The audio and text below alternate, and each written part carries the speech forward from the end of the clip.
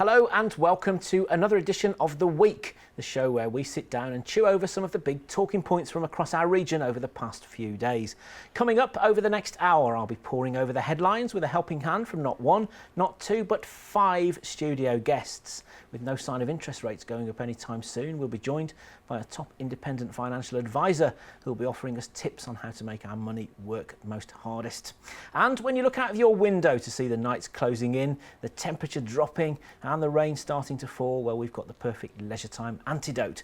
As you can see in front of us here, a good old-fashioned board game. We'll be finding out a little bit more about the good, the bad and the munchkin, and the Dragon Queen over there a little bit later.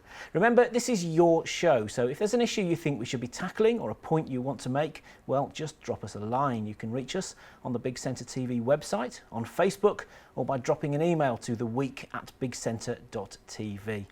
Now, my first guest is no stranger to the headlines. She not only helps to make them herself, but she teaches up-and-coming West Midlands journalists how to follow in her footsteps. Danny Wozencroft, welcome to Big Centre TV. Thank you. So you're no stranger to the media, No. but tell us a bit about what you do and what the course is all about. So at the moment I'm course leader for the NCTJ Diploma in Journalism at the City of Wolverhampton College.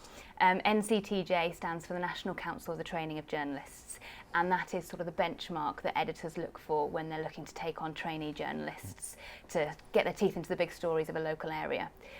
So our course is a 1-year diploma, September to June, July time, 1 academic year. And we teach in a variety of modules. They range from reporting, which is how to write a newspaper story, the structure of it, the quotes, how you're interviewing people, how to put it all together so it comes out as what you see in the newspaper at the end of the day. We teach public affairs, which is the structure of your local government, the national government, the NHS, education, planning, all sorts of things like this, the things you're going to be reporting on, so you need to know who to speak to, who's in charge of what. We also teach court reporting and essential media law, so that no one can fall foul of the law whilst they're either in court reporting on a story that's happening there and then, a case that's going on, or whilst they're outside of court in terms of copyright, confidentiality. Believe it or not, there are laws for privacy, so that sort of thing as well. We also teach video journalism.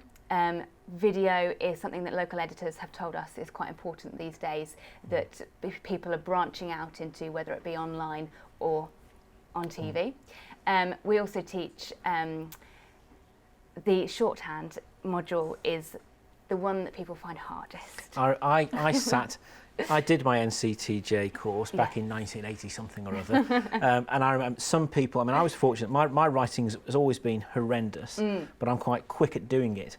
So I used to, in shorthand class, I was always very good at keeping up with the dictation, and the trouble I then had was trying to decipher it and read it back. And then there were other people who had really neat handwriting, who I could have read their shorthand, but they struggled to keep up with the dictation, and it becomes an obsession, doesn't it? The shorthand side of it. People don't realise though, do they, that journalists are having to go through legal training, having to go through some pretty serious local and national government training, have to know, you know, as you say, the laws that people, I'm sure some people think there are no laws affecting journalists these days, but also shorthand. I wonder how long shorthand will remain on a course when you've got your MP3 recorders and the like. But in court, you're not allowed to record. You're not allowed to set up anything, whether it be your phone, your MP3, to record it. You have to take everything verbatim as well. You can't have inaccuracies in a court report. So shorthand, I find, and the NCTJ thankfully agrees with me, is really, really important. We teach one type of shorthand which is called T-line shorthand, which the ongoing joke is that they invented this type because journalists were too stupid to learn Pitman's, which was the previous type. It's really important, I find, but not just in court. You know, if you're talking to someone and you don't have a recorder on you for whatever reason, you're going to have to write down what they're saying. And you're not going to keep up if you haven't got good shorthand, specifically what they exactly say. You might be able to fudge some quotes there, but I would never advise that. Do you find that when you are interviewing potential students that you maybe are having exactly that conversation with them and they're questioning you about why do I need to learn shorthand these days? Yeah, very much so. Shorthand is always, which is why I mentioned it last then, is always a sticking point. People say, why do I need this? What's the importance of it? But as soon as they start learning it then, it's actually, like you say, it becomes addictive. It is a brilliant skill to have in life. I write my shopping lists in shorthand now because I can do it and it's quicker. Exactly. And no one else can see whether you've... No, thankfully my husband knows buy. as well, so he can read it and go and do the shopping. I remember I used to sit at, when I was at college, I used to sit there and I used to try and take the 6 o'clock news down in shorthand and then read it back. I'd do little 30-second bursts and then a 1-minute burst, and that's the life of a trainee journalist, isn't it? Real rock and roll. In fact, in lessons today, I was talking to my students about how they're practicing their shorthand, and they sit in front of Coronation Street and recent live episodes, that sort of thing. They sat there trying to write down what they say or listen to the radio, or my favourite is when they're on the bus listening to the conversation of the people in front of them and write it down. Obviously, they don't know that you're writing their conversation down because it's in shorthand. But that shows just how, like you say, how addictive it actually becomes. When I was at journalism college, very few universities or further education colleges were offering media studies, in quotes, as an opportunity to gain a qualification that would be relevant for the media industry. That's changed completely, hasn't it, now? And there are so many different qualifications out there. When I was in a position of recruiting journalists, some people would come with a media training qualification, which for a newspaper journalist wasn't worth the paper it was written on, was it? And that happens a lot now, doesn't it? There are media courses and there are media courses, aren't there? There are media courses and then there are NCTJ courses, in my view, to go to a local newspaper or national, as it may be. We get so many students who've done a degree, 3 years, a lot of money as well, and then they say, oh, I couldn't get the job that I wanted because they just asked me if I had NCTJ. Creative writing, media, as you say, all these types of courses. There are many different ones, but people just need to look into what industry they want to go into and then find out what specifics are needed for that. Because the thing is, everyone's a blogger these days, aren't they? Everybody can be a published author. Yes. And so that makes somehow people think that it is easier to be a journalist, a qualified journalist, than it actually is. And referring back to your earlier comment, people don't realise that journalists have gone through this training for laws and public affairs and the structure of all these different things.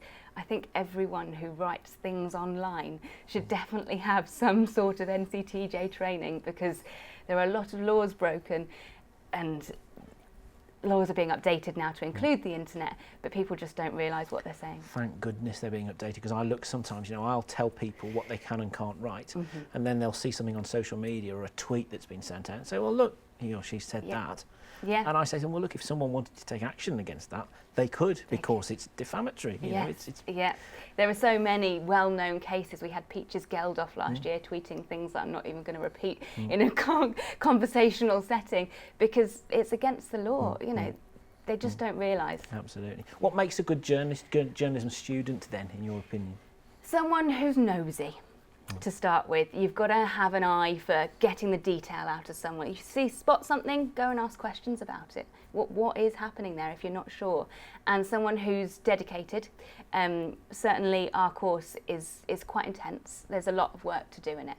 So you need to be able to dedicate yourself to that and put in the hours that are needed to firstly pass all the exams and secondly write stories as well. We have a live website that we regularly update with stories by our students, but we need that updated all the time. It can be about whatever story they want to write, as long as it's newsworthy.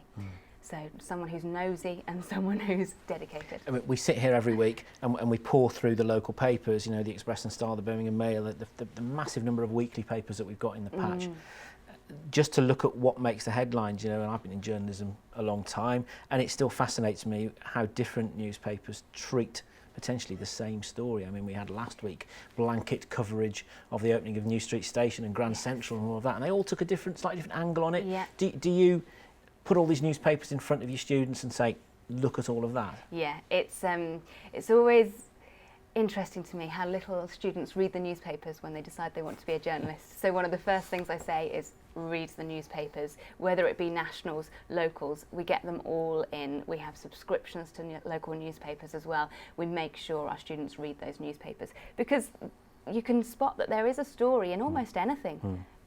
Anything can make a story, and you can see, as you say, how different people approach it in different ways as well. I still think, I know the newspaper industry has changed massively over the last few years, but one of the things that journalists are still great at doing is taking human interest story about a person or a family and tugging your heartstrings with it. I mean, this one here is a typical example that I pulled out, which is the Walsall Advertiser, this emotional campaign to help a pretty inspirational dying mother who fought breast cancer and has now been diagnosed with terminal lung cancer, and she wants to make the most of her remaining days with her family. So this campaign's been launched to help her to essentially sort of fulfil her bucket list. Yeah. Those are, and that's in the Walsall Advertiser, those are meat and drink stories, aren't they, where you test how good a journalist is in interviewing someone, making them feel comfortable to talk to you and getting the real story, isn't it? Exactly, and stories like that, she may walk past you in the street and you have no idea about her story. It's the good journalist who's been trained to actually go and ask these questions and find out that incredible story, which is a brilliant human interest story and all over the papers. And as you say, they treat it differently, but that kind of story will be in all the different papers, maybe with a slightly different angle. Another one here that caught my attention. This campaign's been going on for a couple of weeks now. The Express and Star, this fight to save the Seven Stars pub in Sedgley. You could almost take the pub name out, take the town out, and you've got the same situation in so many towns and villages.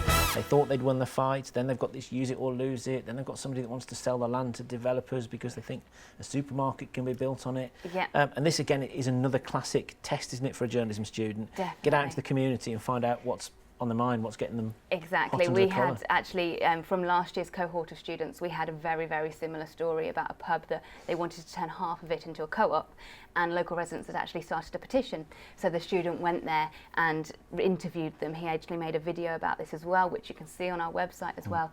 Made an interview with the people who'd launched the petition, people in the pub who didn't want it to change, the people who were trying to change that, put the planning application in, and all the details about it. And in fact, another student did a completely separate story about the same sort of thing while they were on work experience at the Sentinel in Stoke as well. Yeah, and that just shows, isn't it? One of the great abilities I always think with a story like this is that it's not just a one hit, it's an issue that's staying, and there are umpteen follow-up opportunities. Yeah. And it's making a journalist to think laterally, well, okay, if a supermarket wants to buy this pub, what does that mean to the people who live across the road? Exactly.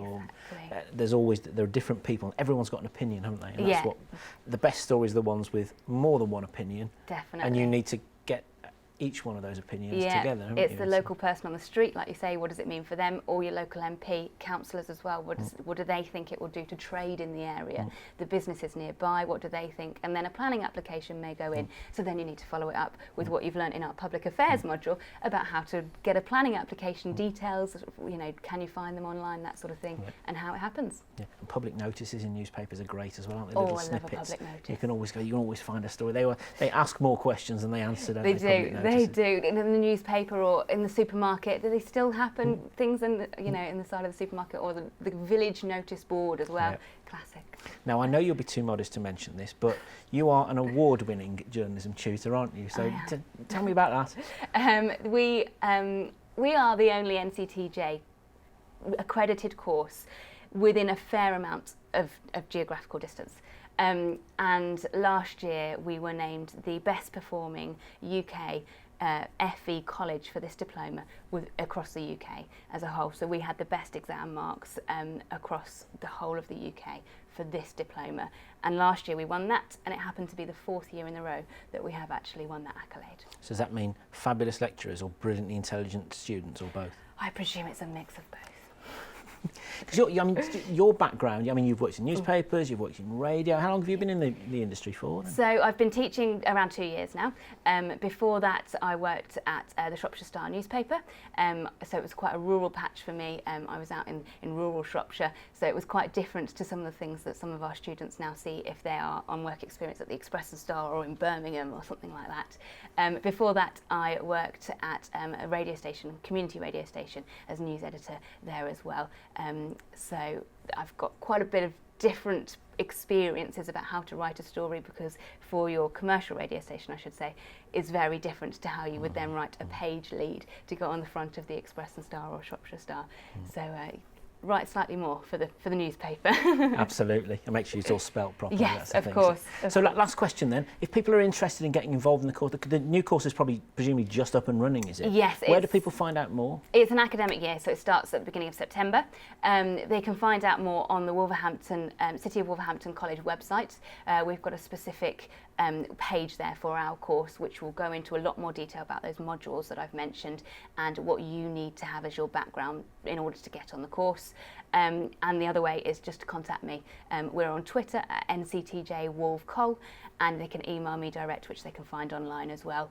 And in order to get on the course, they need to pass an entrance test because it is very competitive, not only because we are the award-winning best in the UK course, but because so many people want to be a journalist anyway. It's a competitive industry anyway. So there is an entrance test to go through, which I can put people at ease with, explain about that, and go through that process. Brilliant. We'll have you back in the studio when you get your 5th annual award. Danny, thank you very much. After the break, we'll be serving up some top money-saving tips with the help of a local independent financial advisor. Don't go away.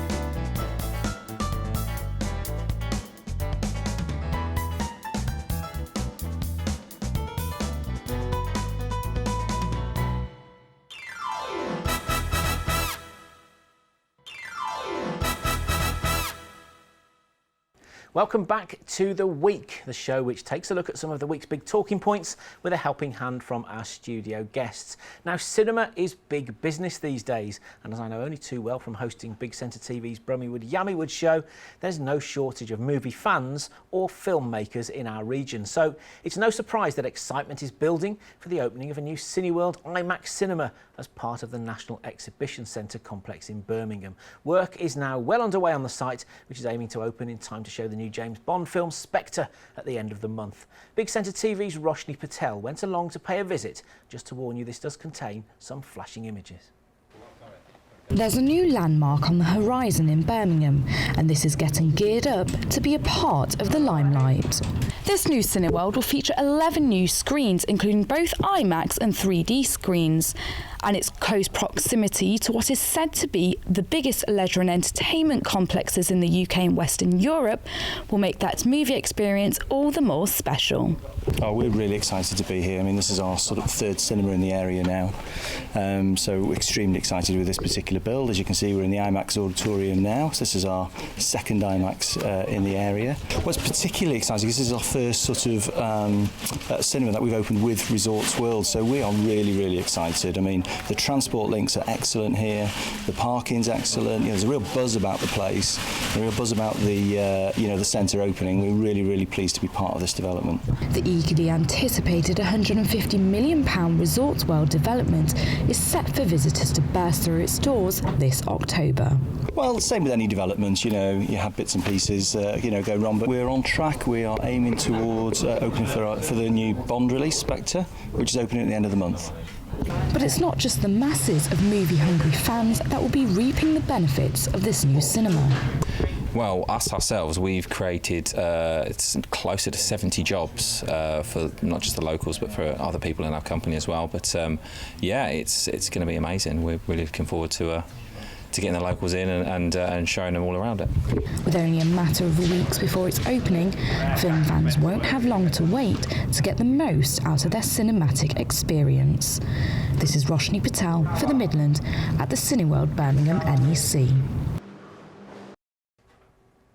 Looking forward to that one, definitely. Well, of course, you can't go to the cinema without having disposable income in your pocket. So this is the perfect link into my next guest. Joining me now is John Booth from Oak County Financial Services, based in Shifnal, near Wolverhampton. John, thank you for joining us. Are you a cinema goer? I am, Carl.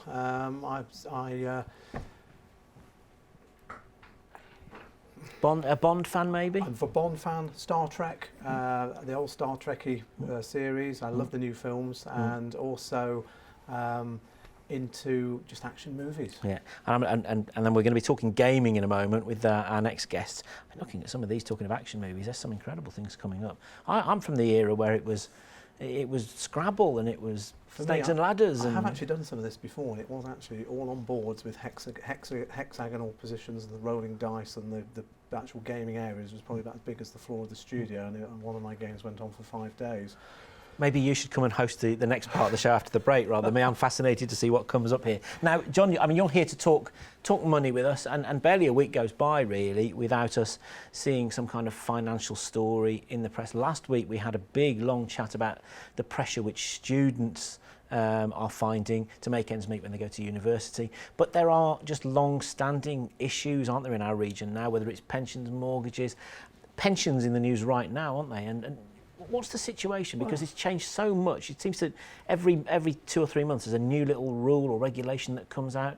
And do we need to be on top of them all? You've hit the nail on the head, Carl. You know, successive parliaments have radically changed pensions, and the good news is that the recent pension changes, we have really taken the lid off all the limitations that you could do. Pensions were always, you know, when I speak to people about pensions, they say, yeah, it's great, I'm getting all this tax relief going in, but I can't access it until later on, and then when I can access it, I'm capped and collared by what I can actually take from it, or I have to buy one of these horrible things called an annuity, which everybody tells me is bad value for money. Now what's happened, just as a comparison, what you can take out of a pension is pretty much everything.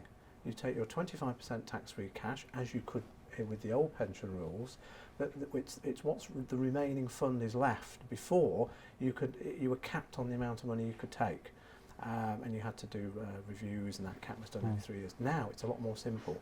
The lid has come off, and you can effectively, if you wanted to an extreme, you could take it out all in one lump sum. This was the policy, wasn't it, where some of the critics were suggesting that it would encourage people to be maybe irresponsible with the money that they've saved going into their later years, or decide to splash out on the latest Lamborghini or whatever. It hasn't panned out to be that way. It actually hasn't. Most people are actually, once they know they can do it, is the thing. I think once they're told they can do it, the sensible people generally say, right, we'll leave it there and let it work for us, because fundamentally people know that they're not going to go out and blow. However, on our compliance side, we have had 60-year-old man wanting to buy a speedboat for his girlfriend, 35 years old, who likes water skiing, quarter share in a racehorse, half share in a Lamborghini. These are events, but they are in the market. What do you say to people when they come up with you with suggestions like that? Pretty much, we give very negative advice on those ideas. But it is their money. I mean, this is the Chancellor has said, it is your money. You can do what you want with it. I think there's also slightly vested interest in that it's going to boost the economy, and help a consumer-driven recovery. That's the bit I have a problem with. But most people, knowing they can do it is enough. The crucial issue is that they use it wisely, because to an extreme, it's like having a bank account now. You've had all the tax relief going in, and you can dip into it as and when your circumstances change. Because that's the thing, isn't it? If you've been a responsible saver all your life, and if you've gone to the trouble of trying to plan for your own retirement, then the rules change. You're not suddenly going to have a schizophrenic change of personality and say, right, I'm splashing it all now on a villa in the south of France. Like, you're just not in people's nature. No, the rule changes have been entirely positive, and pensions now, also in other issues, terms of death benefit. Just to give you an example, pre the pension freedom rules, the death tax on a pension was a staggering 55%. So that's with the remaining fund that you haven't drawn down on. Now it's nothing. So there's a lot more money in that pot to actually carry forward to future generations. And in terms of partnerships where there isn't a marriage or a civil partnership, you can actually now leave if you die before 75, you can actually leave that to anybody. So you can bypass generations. Do you think people understand the changes? No. Do you think? No, because their PensionWise has been set up, which is the advisory agency.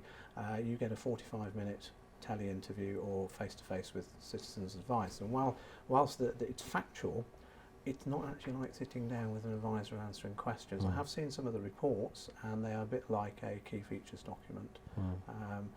There's not enough time for specifics. They only give generic advice. And when we talk on this show, when we're looking at the newspaper headlines, people want bite-sized news these days, don't we? They don't digest a 6,000-word report. They want something in very simple bullet point terms that they can look at, digest and move on. Absolutely. We have clients coming in to see us, and they say, I want to do this. These are the pensions I have. Can I do it? Is it achievable? What are the upsides and the downsides? And unfortunately, PensionWise don't have the remit to be specific in their advice. They give generic advice only. However, as a first point of call, Yeah, it's good. I think the take-up has been reasonable, and also the life companies as well are being quite good as well. Initially, they were scared to get involved and actually give any form of advice or help. So it was virtually the client was virtually shoehorned into going to see an advisor to get the advice signed off. Advisors were actually kind of reluctant to give the advice because this was a shock to everybody. Even the Inland Revenue didn't actually know about it. And there are some pitfalls with this. And it really is appertaining to the legacy schemes, the much older pensions, which don't have the flexibility or didn't have the flexibility as some pensions with more specialist niche companies. So people are, and you hear this on the radio, people saying, well, I've rung up and they say I can't have the tax-free cash. It's not necessarily the fault of the provider, it's just that it was an old trust arrangement around the pension. And it's tied into old rules. And this is where it gets complicated, that you have to then transfer the old rules scheme into the new rules more flexible scheme in order to get the benefit. And of course there is advice required, and it's a highly regulated area. The other area that's been in the news this week really, and is always in the news it seems to me, is mortgages. You know, we had a couple of weeks about interest rates staying the same, have done for 6.5, whatever it is, years now. Yes. People are worried about house prices still growing faster than inflation. How can people get on the housing market, and are people getting the best mortgage that they can sensibly get access to? How do they know? Okay, there's a lot of ways people can get good mortgages. Search engines, and there are also comparison sites. That would be first point of call. I think people need to sit and think carefully about the financing of the mortgage before they actually go out and have a look at the house. Because we tend to find a lot of people are going in saying, I want this house, I want this, how can we do it? What they should be looking about is sitting down with an advisor prior to the purchase and looking at a sensible assessment of your budget and what you can actually afford. The government are helping here with Help to Buy schemes, and there are actually 3 versions. There's the Help to Buy equity loan, and this is primarily because lenders don't like lending high levels of loan to value. They like customers to put big deposits. The best rates can be achieved when you're putting down a 40% deposit. Now that is nearly impossible. So this is where people have already got equity in the house and they're carrying it over to a new one. The loan to value, which means the amount they're borrowing compared to the whole equity, is about 60%. Lenders love these people because they can offer them all the nice rates you see in the papers.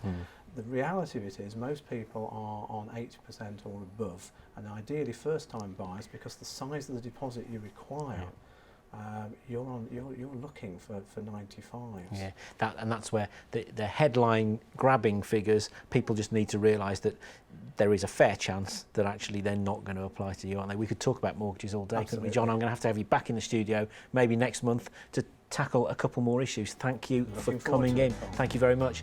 Time for another break now and to take in the latest headlines from the Big Centre newsroom. But stick with us, because when we return, we'll be getting the board games out under the watchful supervision of the team from Walsall Gaming Point. I can't wait to see what the good, the bad and the munchkin is all about. Don't go away. Welcome back to The Week. In a minute, we'll be talking student finances with the chief executive of a company which has unearthed some pretty worrying statistics. First, though, if you're looking for ideas about places to go and things to do, well, here's the bit that we call Something for the Weekend. Now, the team behind the success of the RAF Museum in Cosford picked up a National Lottery Award for Best Heritage Project this week. It all happened at a star-studded ceremony which was broadcast on BBC One. Staff and volunteers rubbed shoulders with a host of celebrities such as John Barrowman, Rachel Riley and Julian Clary as they hit the red carpet. So what better time to pay a visit to this amazing museum on the outskirts of Wolverhampton? It's open from 10 a.m. till 6 p.m. every day. There's lots to see and do. Take it from me, it really is great. And best of all, it's free. So to whet your appetite, here's a look behind the scenes where the painstaking restoration of a World War I Dornier plane is currently well underway. At RAF Cosford, work is currently underway to conserve a very special piece of history from 75 years ago during the Battle of Britain. The Dornier was part of the Battle of Britain. It was shot down on the 26th of August 1940, shot down by a Bolton-Paul Defiant, manufactured not far down the road from here at Wolverhampton. It flew into the Kent, RAF Manston area, took some ground fire, some anti-aircraft shells went off around it, punctured some of the fuel lines, things like that, disabled both of the engines.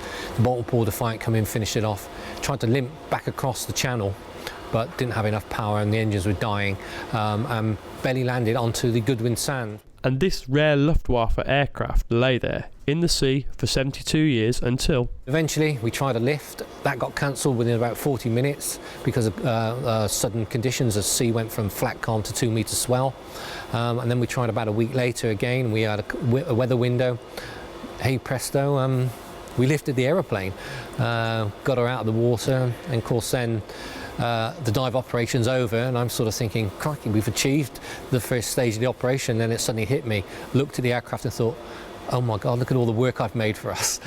So with the World War II Dornier safely exhumed, the hard work begins as the aircraft was transported to the Midlands, where conservation work has been in progress at the RAF Museum in Cosford. Now, after a long period of delicate washing and cleaning of over 70 years of sea debris, the extent of the damaged aircraft can now be seen. One of the propeller blades, I think it's the one over there, it's got battle damage. There's 3 rounds which would have come from the Bolton Paul Defiant. Interesting, you can tell also they've been shot from behind the airplane. So as the aircraft's going down, the Bolton Paul Defiant has come in from one side behind, put a round of bullets down towards it. Other things that have shown us that it's an object of war. We found a magazine off an MG-15 machine gun, but also we found some 4 9mm magazines. I think we've had about 2, person issue knife. Work continues on the conservation of this unique aircraft, and the aim, when completed, is to display the aircraft in public. In the meantime, for a very special behind-the-scenes look at the work that the conservation teams do, we have an open week here, 9th to the 14th, 10:15 till 1. Small charge to come into the NBCC, but typically what you'll see, you get to see the Dornier up close. Hampden, which we've got in here as well. So typically when you come in here, you get to walk around, you'll be able to see the objects up close, but also importantly, you'll meet the staff, the apprentices and the volunteers that work in here, who will give you the expert knowledge on the questions that you want answered, really. So as you see, you can let your imagination take flight at the Cosford Air Museum. Take it from me, you really won't be disappointed. It is an absolutely fabulous place to go. Now, time to meet my final guest this week. Brian Norton is Chief Executive of Future Finance, a company which specialises in helping students to manage their money. Brian, before we talk about student finance, though, I know you were particularly interested in that VT we had there because you've got a family connection to... Yeah, that's right, Carl. I'm from America. Grew up in Chicago, and coincidentally, both of my parents' fathers flew bombers for America in the war. And so I love this history. So I'm going to check out the museum, absolutely. I've been looking for something like this. My dad's dad was actually shot down over France and made it out through the network, amazingly enough. So stunning stuff. They are stories that, as the years go by, generations find it almost more and more difficult to relate to, don't they? You know? Oh yeah. It is. There's not much going on in the world today that can draw the same sort of connection. I think not only in terms of the physical fighting, of course, because we've got wars today, absolutely, but the sense of connectivity in the society. You know, these guys, when the war started, went and signed up the first day. You know, no one asked them; they just went and signed up, which is a very different, I think, spirit from where we are. Yeah. But my father's father almost never spoke about it. You know, it was only very late in his life that he started to tell a few stories, and only kind of reluctantly. So it's an amazing, the greatest generation. You know. Yeah, it's awesome. You hear that it's a common story, isn't it? A lot of people that just never brought themselves really to speak about what happened at all, and yet they sort of, you know, the next generations going forward deserve. Yeah, you want to hear the To stories. know, you need to know for all sorts of reasons, don't you? That's what makes the museum so cool. You can get a first-hand sort of touch it, feel it sort of experience. I had a chance to step into a B-17 bomber once. There was one like touring where we lived, and it's so small. You can see in the images there, these guys are cramped little quarters. These planes, you imagine them very large, but they're actually, you know, these guys were, what they had to endure is just amazing. Yeah, that's why they call them the bravest of the brave, isn't it? So, absolutely. Now, changing the subject back to your professional capacity, yes. Future Finance, tell us what that is. So Future Finance is a business we started to help students cover the cost of university education here in the UK. And we started the business with one simple mission in mind. It's that no qualified student should be denied a productive education merely for financial reasons. And what we see happening is we see 2 students equally qualified or accepted on the same course. It's a beneficial, valuable course. One student gets to go because his parents can afford to help him cover the cost, and the other student doesn't. And the first goes on to one life, the other one goes on to a different sort of path. we see it happening all the time. We think it's wrong, and we started the company to fix it. So what we do is we provide funds to help students cover the costs, whether it's tuition or cost of living. We make loans to postgrads and undergrads, full-time students and part-time students. We've made loans to students at nearly every single university up and down the country to date in the first year since we've been in operation. So we're just getting started. I imagine most of your viewers haven't heard of us, but we think that there's a real need out there, and we're working hard to help students meet it. Well, and one of the reasons that your organisation came to my attention was the survey that you put out a few days back, which some of the headline findings of that just made me stop and just take a second glance, to be honest. I mean, just run us through what the survey was, why you did it in the first place. Sure. Well, you used the word disturbing earlier, and I think that's unfortunately accurate. So we're very student-oriented. We're always wondering about our customers, how we can help, what they need, and how we can help them meet that need. So we conduct surveys every 6 months to check the status of the financial health of students in the UK, let's say. And we ask questions about how worried are you about money, and how are those worries affecting you? And then if you do have financial needs that are not being met by the government loan scheme or by your parents, what are you doing to meet those needs? We find that in the Midlands, 60% of students feel that money causes great stress, and a roughly equal proportion say it affects their diet. So they're actually not sustaining themselves in the way that they should be because of financial stresses. About a quarter say they worry that concerns about money might keep them from finishing their degree. And so people might just say, look, I'm sorry, my debts are becoming too large, I just can't do it, and I'm just... Yeah, which is it's a big number, and then equally troubling, perhaps more troubling, the way that students are meeting the needs are often just very poor choices. So 12% of students in the Midlands say that they participate in clinical trials or medical experiments to raise money, taking medicine, trial medicine for pharmaceutical companies. 25% report they use payday loans. And most of those people report that at times they fall late on those payday loans, which has this terrible, terrible impact on your credit score and limits your ability to go out and borrow to buy a car once you graduate, for example. So unfortunately, students are turning to, some would say, desperate measures to come up with the cash that's necessary to fund the education. Now, on the good side of the ledger, the positive side of the ledger, Carlos, is not all bad news. University. I'm glad. Yes. So the good news is university education in the UK is still a very good investment. Typical graduate will earn 40% more than someone without a university degree as they go out into their life, and that's including the cost of repaying loan debts that were incurred to fund the education. So after net of the cost you had to incur to get there, you're still much better off. And postgraduates are another 40% again on top of people with only an undergraduate degree. So the return, let's say, on the investment an individual makes in his or her education is still very, very good. The trick is, and this is why we're doing what we're doing, it's during those critical 3 years of undergraduate study, or however many years you're on for a master's course, getting through those years in a positive way where you have the ability to focus on your studies, get great marks, and get out and get that high-paying job. Yeah. I mean, your organisation obviously exists because there was a fear and awareness of just how large this situation was becoming. But did these statistics surprise you? Yeah, we were surprised. I mean, we understand from anecdotal evidence, talking to our customers. We've had in the year since we've started the business, we've had 25,000 students apply for loans with us.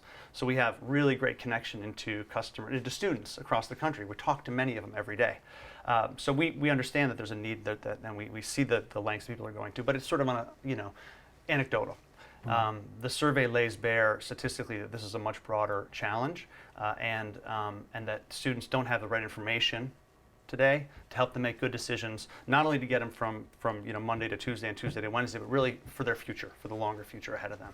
So we spend a lot of time and energy on the information element of the question, trying to help students understand that the choices they make today will matter for a lifetime in some cases. Do you find there's much of a regional variation in the situation? Obviously, you've given us some statistics that relate to the West Midlands. Yep. Is the West Midlands particularly bad area in terms of we conduct the survey on a regional basis.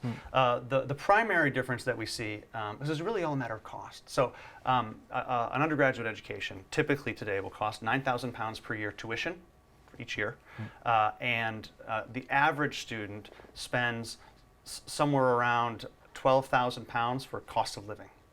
That's a little higher in London. It's lower elsewhere, depending on the accommodation costs and other sort of cost of food, cost of a meal. But in general, the National Union of Students estimates that the average student across the whole country has an £8,000 deficit after what they can get from the government, which basically covers tuition and provides some amount of money for maintenance costs. But after you've gotten your cheap and easy and very good loans from the government, we're very supportive of the government loan scheme, everybody has a gap.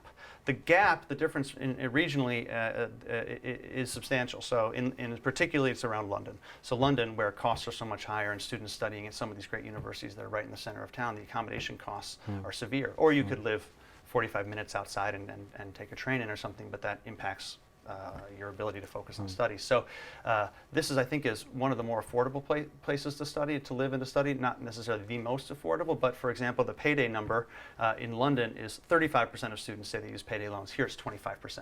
So students are perhaps somewhat better off because the expense burden is lower.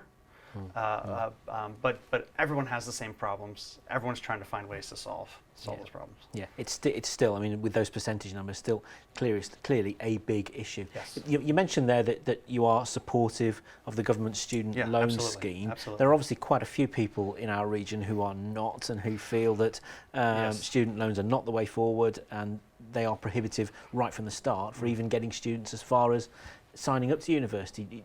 Would you agree with that then? Yeah, well, I absolutely understand the point of view that university costs, which so recently, just a little more than a dozen years ago, there was no cost. To have gone from free to £9,000 a year, even if it's supported by a relatively low-cost loan, feels quite expensive. I completely sympathize and understand.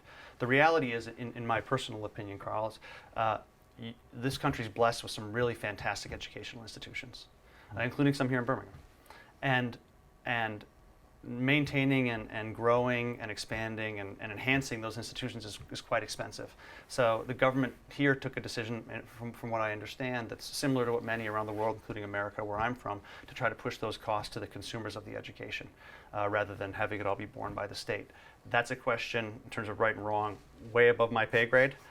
What I can tell you is, as I said, the investment that you can get on an education in this country is still fantastic, even including the repayment of those costs that were incurred. So it's still a good deal, even though it feels expensive. So, and we're here not to try to be a good guy, to try to, in a positive, affordable, sustainable way, let students to be part of that same story of university is a positive thing. You should be able to afford it if you're studying something that's productive. Let us help you.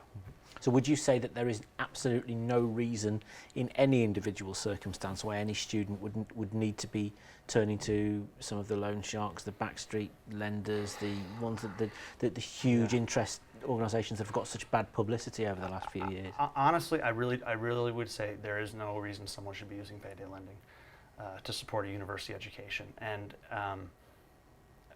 I spend a lot of time visiting universities. And every university I've visited has, inside the Student Services Office, a hardship fund that is able to lend out to students amounts of money that are similar to what you can borrow, several £100s, on very easy and friendly terms.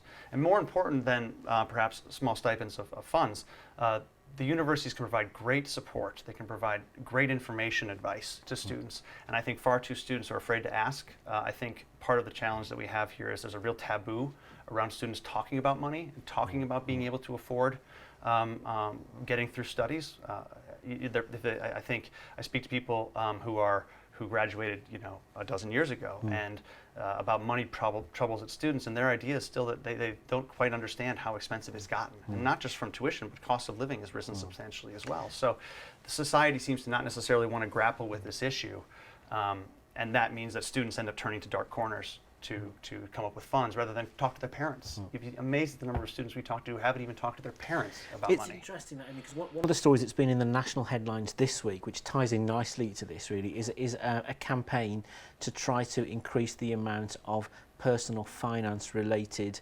tuition which is being given to youngsters in secondary schools. You know, the feeling that the curriculum is very much based on your traditional subjects, but it doesn't always relate the things that people are learning to real everyday situations out there. So would that be your experience in? Yeah, I think it makes perfect sense. I think financial literacy is a complicated thing, and most of us, myself included, you learn by trial and error.